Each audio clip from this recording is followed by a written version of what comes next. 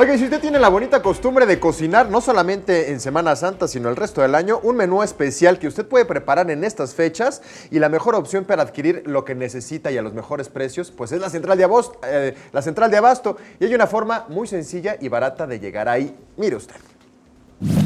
A partir de las 5 de la mañana y hasta las 7 de la noche, unidades de RTP dan servicio desde el Metro Aculco hasta la Central de Abastos por tan solo 4 pesos. Esto después de que el Sedabús dejara de dar servicio. El tiempo aproximado de espera es de 15 a 20 minutos. Los 12 Sedabús que originalmente daban servicio en la Central de Abasto se fueron descomponiendo uno a uno debido a que las refacciones no se fabrican en México, por lo que dejaron de dar servicio por 3 meses, lo que afectó a comerciantes y trabajadores. Es una ruta que nos ha favorecido a muchísima gente. Dependemos de este medio de transporte.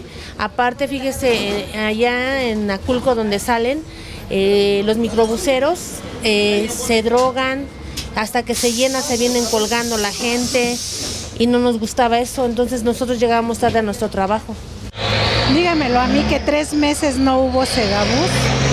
Los de los micros son groseros.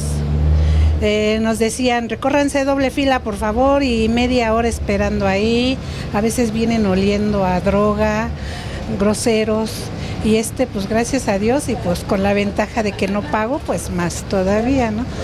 Muy bien, gracias a Dios, qué bueno que regresaron, porque el chiste no es el no gastar, sino salir con todo lo que trae uno cargando. Ahora 5 unidades de RTP realizan el recorrido en las mismas rutas, desde el Metro Aculco hacia Frutas y Verduras, donde pasa por 13 estaciones, antes de llegar al Metro Apatlaco, la otra parte desde el mismo punto, hacia Abarrotes y Víveres, donde realiza parada en 10 estaciones antes de llegar al Metro Apatlaco. Con imágenes de Andrés Brito, Iraíz Morquecho, 21 Noticias.